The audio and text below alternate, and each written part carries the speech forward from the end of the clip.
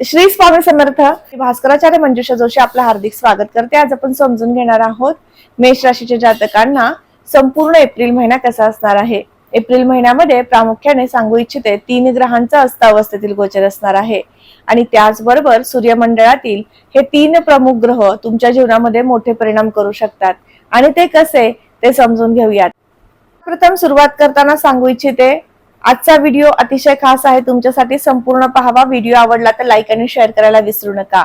मेष रास तुमची आहे. लग्न स्वामी तुमचे मंगळ होतात, ज्यांचं गोचर 2 एप्रिल पासून मीन राशीतनं शनियुक्त होणार आहे. विशेष सांगायचं झाल्यास मंगळ ग्रह अस्त अवस्थेमध्ये आहेत. लग्नेश जेव्हा अस्त होतो त्यावेळेस तुमच्या कार्याची गती कमी होत असते. स्वभावामध्ये तापटपणा अधिक वाढू शकतो. प्रकर्षाने तुम्ही एखाद्याला व्यक्त होऊ शकता कुठल्याही गोष्टींसाठी. म्हणून कुठलाही निर्णय देताय, कुठलीही गोष्ट समजून सांगत आहात तर विशेष तुमच्यामध्ये तो एक स्थिरपणा किंवा सांगण्याची शैली पद्धत यावरती नक्कीच नियंत्रण ठेवणं, लक्ष देणं गरजेचं ठरू शकतं. याच बरोबर 12व्या घरामध्ये शनीही अस्त असणार आहेत. त्यामुळे अस्त शनी मंगळाचा विस्फोटक योग तुमच्या जीवनामध्ये नक्कीच अधिक खर्च होत आहेत, त्या खर्चावरती आळा बसवू शकणार आहेत. परंतु मोठ्या गुंतवणुकी करताना मात्र या गोष्टीचा विचार होणं आवश्यक आहे. बुधाचं गोचर हे मीनेतनं होणार आहे 10 एप्रिलला. त्यामुळे तुम्हाला विशेष परिश्रम करावे लागतील. कीर्ती प्रसिद्धीसाठी सुद्धा थोडेसे तुम्हाला शुभ परिणाम प्राप्त करून घेण्यासाठी वेळ लागू शकतो. जे की कार्य तुम्ही उत्तमरित्या केलेलं आहे त्या कार्याचं नामांकन तुम्हालाच मिळायला हवं, परंतु ते मिळताना थोडीशी दिरंगाई, वेळ लागू शकतो. असे काहीसे परिणाम प्राप्त होतील. बुध अस्त आहेत म्हणून. त्याचबरोबर प्रवासाचे योग येतील. प्रवासामध्ये थोडासा धावपळ जास्त होणं, पोटाचे विकार उद्भवणं असे काहीसे गोष्टी होऊ शकतात. त्याचबरोबर या दरम्यान उन्हाळा आहे. ॲलर्जीचा प्रॉब्लेम तुम्हाला वारंवार सतावू शकतो. विशेष काळजी आरोग्याची आहे. त्याचबरोबर मीडिया क्षेत्र, ग्राफिक, इंटरनेट या संदर्भातील काही कोर्सेस करू पाहतात तर अशा शिक्षणाच्या दृष्टीने विचार केला तर निश्चित तुम्हाला या दरम्यान करण्याचा प्रोत्साहन प्राप्त होऊ शकतं राहू ग्रहामुळे. त्यामुळे हा महिना शिक्षणासाठी सर्वश्रेष्ठ आहे. त्याचबरोबर स्पर्धा परीक्षेची तयारी करणाऱ्या वर्गाला सुद्धा अतिशय उत्तम असणार आहे. तुमच्या राशीला 7.5 सुरू आहे. शनी ग्रह जेव्हा 7.5 देतात त्यावेळेस तुमच्या जीवनामध्ये निश्चित कार्यामधील अस्थिरता निर्माण करून देत असतात. परंतु तुमचे पंचमेश रवी हे लग्न स्थानातनं उच्चस्थ गोचर करतायत. त्यामुळे तुम्हाला तुमच्या शिक्षणातील अस्थिरता आता कमी झालेली दिसून येऊ शकते. चांगल्या पद्धतीने गुणसंख्या तुम्हाला प्राप्त होऊ शकते. मार्कांचे तुम्हाला उत्तम साथ प्राप्त होऊ शकते करिअरमध्ये उत्कृष्ट प्रगती गाठण्यासाठी. त्यामुळे हा महिना संपूर्ण अभ्यास करणाऱ्या वर्गाला, विद्यार्थी दशेतील वर्गाला असू देत किंवा उच्च शिक्षण घेणाऱ्या वर्गाला किंवा कुठल्याही प्रकारचं कला क्षेत्रातलं शिक्षण घेणाऱ्या वर्गाला सर्वश्रेष्ठ असणार आहे. प्रणय सुख तुम्हाला या महिन्यात उत्तम मिळेल.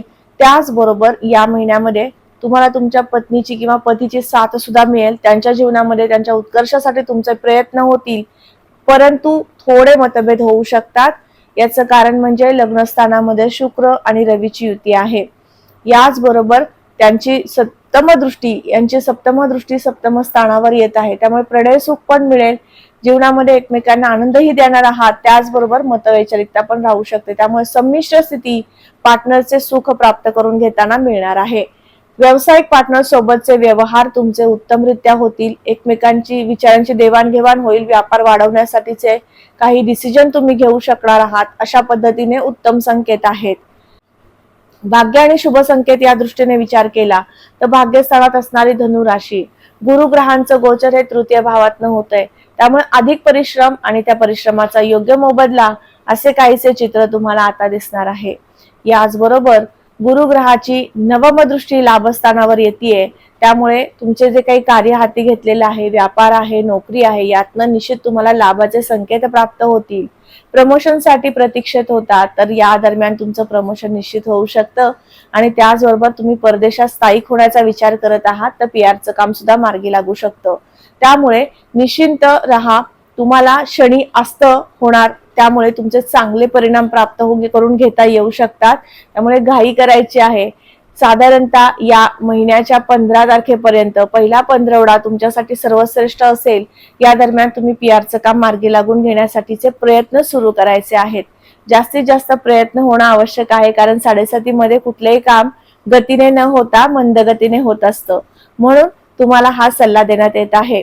सगळ्यात मोठा फळ म्हणजे तुम्हाला खर्चावरती आळा बसू शकतो. शनी ग्रह ज्यावेळेस 12व्या घरात जातात त्यावेळेस तुम्हाला अधिक खर्च, गुंतवणुकीचे योग आणतात. परंतु या महिन्यामध्ये सकारात्मक खर्च आणि योग्य ठिकाणी इन्व्हेस्टमेंट असे सुद्धा शुभ संकेत प्राप्त होऊ शकतात. त्याचबरोबर आता आपण उपासनेकडे वळूयात, कारण उपासनेची गरज पडणार आहे. महत्वाचे 3 ग्रह जसे मंगळ ग्रह तुम्हाला परिश्रम, पराक्रम, धाडसी स्वभाव निर्माण करून देत असतात, जे तुमचे राशी स्वामी आहेत ते असता आहेत. म्हणून तुम्ही या दरम्यान जास्तीत जास्त मंगळाचं नामस्मरण, गणपतीचं स्मरण करणं जास्तीत जास्त लाभदायक ठरू शकेल. याचबरोबर बुध ग्रह सुद्धा बुद्धी देणारे ग्रह आहेत. तृतीय स्थानाचे ते तुम्हाला अधिपती म्हणून ओळखले जातात. मिथुन रास तृतीय स्थानात येते, त्यामुळे त्याचबरोबर कन्या राशी षष्ठ स्थानात येते, त्यामुळे आरोग्याचे सुद्धा कारक बुध आहेत. त्यामुळे या दोन्ही दृष्टीने तुम्हाला उत्तम आरोग्य संपदा प्राप्त व्हावी, आर्थिक संचय व्हावा, परिश्रमातनं कीर्ती प्रसिद्धी प्राप्त व्हावी, या सगळ्या गोष्टी करून घेण्यासाठी या संपूर्ण महिनाभर तुम्हाला बुध ग्रहाचं नामस्मरण आणि बुधाचे दान देणं निश्चित चांगलं राहू शकेल. मग बुधाचं दान काय देणार आहात, तर शुभ्र पदार्थ, गोड पदार्थ तुम्हाला दान द्यायचा आहे. त्याचबरोबर दूध यामध्ये समाविष्ट असेल किंवा दुग्धजन्य पदार्थ सुद्धा यामध्ये समाविष्ट असू शकतात. याचबरोबर पांढऱ्या रंगाचं वस्त्र सुद्धा तुम्हाला दान द्यायचं आहे. कुठल्याही कृष्ण मंदिरामध्ये तुम्ही पांढऱ्या रंगाचं वस्त्र दान द्या, याने सुद्धा निश्चित तुमच्या कार्याची गती वाढेल, परिश्रमाचे योग्य ते फळ प्राप्त होईल. याचबरोबर शनी ग्रहाबद्दल आपण आता बोलूयात. शनी ग्रहाचे तुम्हाला काय उपाय करायचे आहेत. अस्त शनी आहे, त्यामुळे तुम्ही या संपूर्ण महिनाभर मारुती स्तोत्राचं पठण करायचं आहे. आणि मंगळवारी आणि शनिवारी शनी किंवा मारुती मंदिरामध्ये गोड मोतीचूर लाडू किंवा कुठल्याही प्रकारचे गोड पदार्थ तुम्हाला वाटप करायचे आहेत. त्याचबरोबर देवाला सुद्धा अर्पण करायचे आहेत. यामुळे काय होईल, तुमच्या जीवनातील नैराश्य कमी होईल, कामाची गती वाढेल, कष्टाला योग्य तो फळ मिळू शकेल. अशा पद्धतीने आपण आज समजून घेतलं एप्रिल हा संपूर्ण महिना मेष राशीच्या जातकांना कसा असणार आहे. आजचा हा महत्वपूर्ण व्हिडिओ तुम्हाला कसा वाटला लगेचच कमेंट करून सांगायचं आहे. कमेंटमध्ये श्री स्वामी समर्थ लिहिण्यास अजिबात विसरू नका. तुम्ही आपल्या युट्यूब चॅनलला नक्कीच फॉलो करत असता, तसेच आपण इन्स्टा आणि फेसबुकच्या माध्यमातून सुद्धा सेवा देत आहोत. तर या दृष्टीने सुद्धा तुम्ही नक्कीच आपल्या चॅनलला, आपल्या पेजला फॉलो करू शकता. त्यासाठी सुद्धा खाली डिटेल्स दिलेले आहेत. आचार्य मंजुषा जोशी या इन्स्टा आणि फेसबुक पेजवरती जाऊन तुम्ही निश्चित माहिती समजून घेऊ शकता. त्यावरती छोट्या रील अपलोड केलेल्या आहेत, ज्या पटकन तुम्हाला एखाद्या विषयाची अचूक माहिती देणारा त्यामध्ये पॉइंट दिलेला असतो, तो तुम्ही समजून घेऊ शकता आणि तुमच्या दैनंदिनीमध्ये तसे काहीसे बदल करून तुमच्या आयुष्यामध्ये उत्कर्ष प्रगती प्राप्त करून घेऊ शकता. तसेच आपण नवीन आहात, आपल्या चॅनलला पहिल्यांदाच पाहताय, तर नक्कीच तुम्ही या चॅनलचे सभासद व्हा. त्या माध्यमातून तुम्हाला सुद्धा निश्चित चांगली उपयुक्त अशी माहिती वारंवार माहिती पडेल. त्यासाठी बेल आयकॉनला क्लिक करायला अजिबात विसरू नका. पुन्हा भेटणारच आहे अशाच विशिष्ट आणि महत्त्वपूर्ण व्हिडिओला घेऊन. तुम्ही केलेले आपल्या चॅनलवरती भरभरून दिलेला प्रेम आणि प्रतिसाद याबद्दल मनपूर्वक आभार. श्री स्वामी समर्थ. जय जय स्वामी समर्थ. रामकृष्ण हरी.